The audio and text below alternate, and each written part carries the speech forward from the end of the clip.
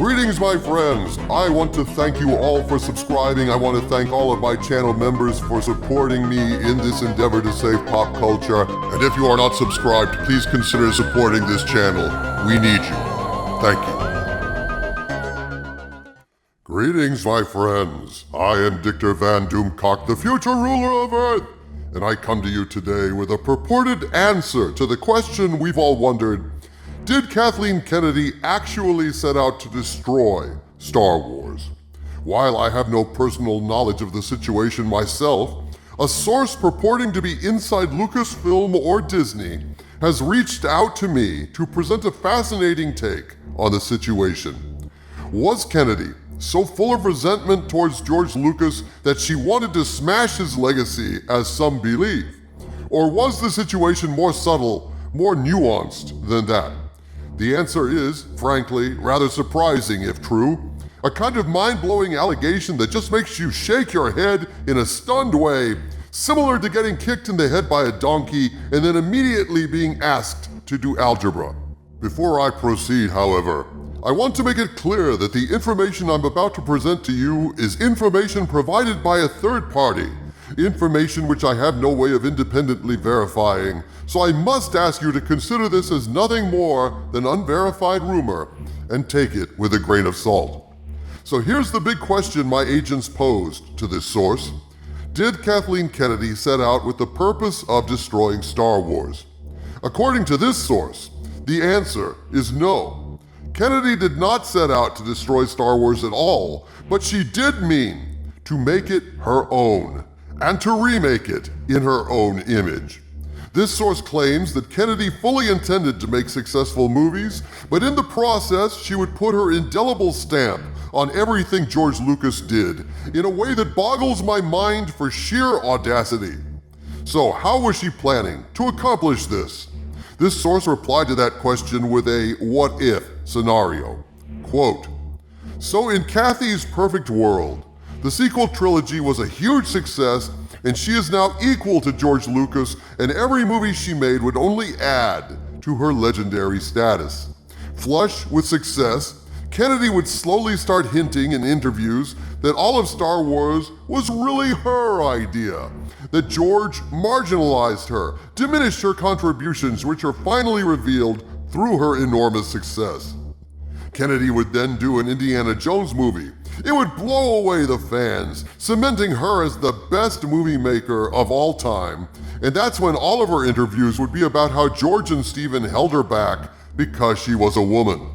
Of course, we all know this didn't happen, but that's pretty much the short version." Unquote.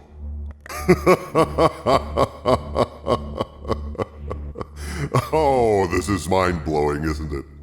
If this rumor is true, it seems consistent with her previous pronouncements. The Force is female, for example. Toppling the patriarchy is, I suppose, the end that justifies the means in the minds of intersectional feminists. And after all, isn't that what the Ministry of Truth did in 1984? Retcon history, rewriting it for political ends and destroying all evidence to the contrary? This is a tried and true strategy for totalitarian regimes, and the idea of anyone trying to appropriate credit for George Lucas's work retroactively is extremely disturbing to me.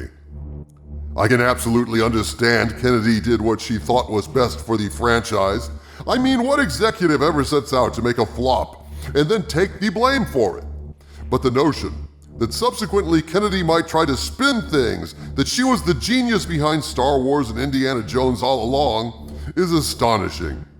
If what this source has to say is true, it makes a certain amount of sense that Gina Carano would be fired, and Jon Favreau's Mandalorian, the only real success Disney Star Wars has had with fans, would have to be hobbled, if not eliminated, since this runs directly counter to Kennedy's alleged agenda, being the savior and true creator of Star Wars. Honestly, I have a hard time believing this information. It seems insane and highly improbable that anyone would believe this spin, even if the Disney sequel trilogy had been a resounding success. But I suppose the capacity of Hollywood for self-delusion is boundless, and stranger things have happened. Regarding Kennedy's fate at Disney, This source states, quote, "I can honestly say I have no idea. I don't think Disney is planning to keep her, and after the last month or two, what's odd is there's no rumors about this. No one seems to know. If she was going to get renewed, someone would have leaked it by now. Though thinking about it, there may be a reason why, if she's been renewed, she hasn't said anything or it hasn't leaked. It may be she's waiting till the 11th hour to announce that she's staying. That would be the ultimate fuck you to the fans and, if I'm honest, totally her style." Unquote.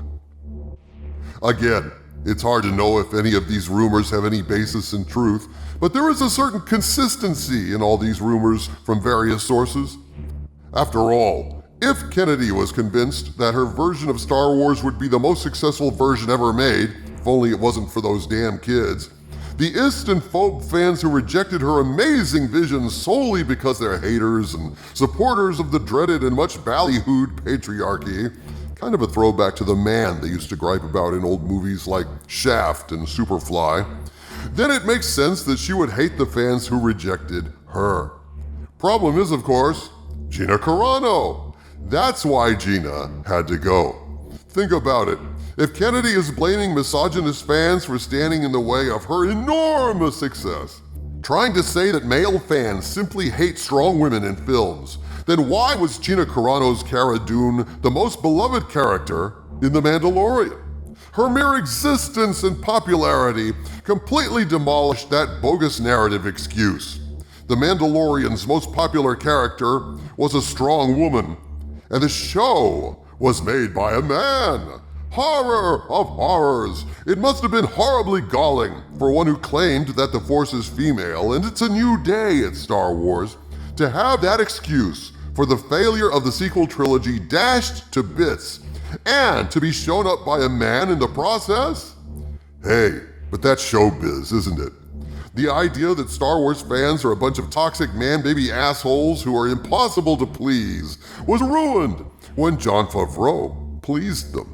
Not only pleased them, but actually brought many of them to tears with the return of Luke Skywalker. We may not know if these rumors are true, but we can at least evaluate them for consistency and logic, and on that count, it's quite clear that something is amiss at Lucasfilm. This source alleges that at least one rumor is true, claiming knowledge of multiple people who were in the room with Kathleen Kennedy when she stated regarding Star Wars, quote, "I will have this my way or burn this silliness to the ground," unquote. And she did not have her way when it came to the High Republic and Jon Favreau, if this source is to be believed.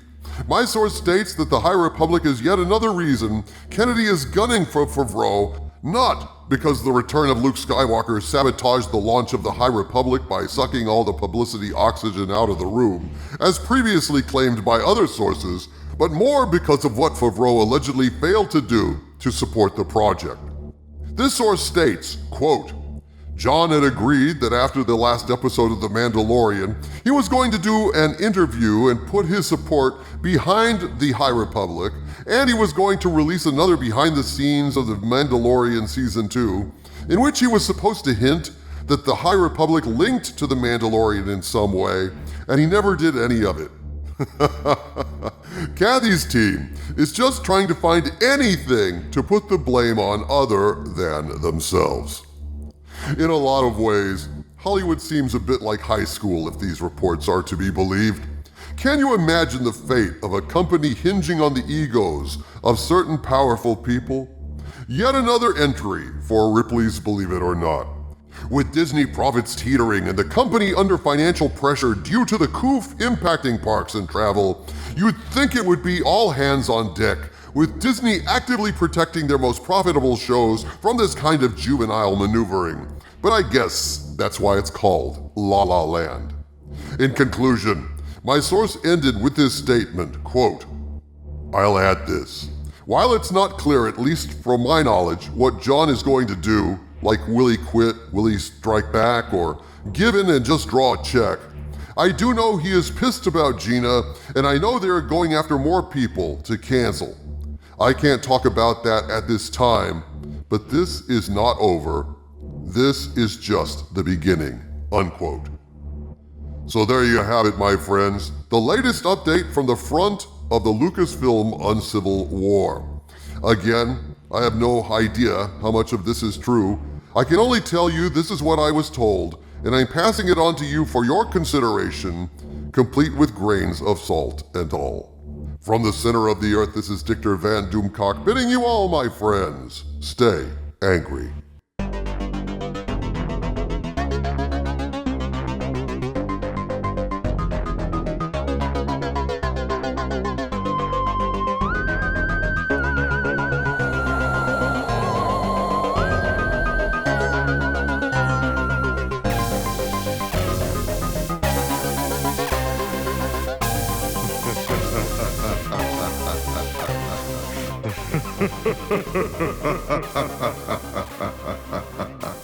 Ha ha ha ha ha ha.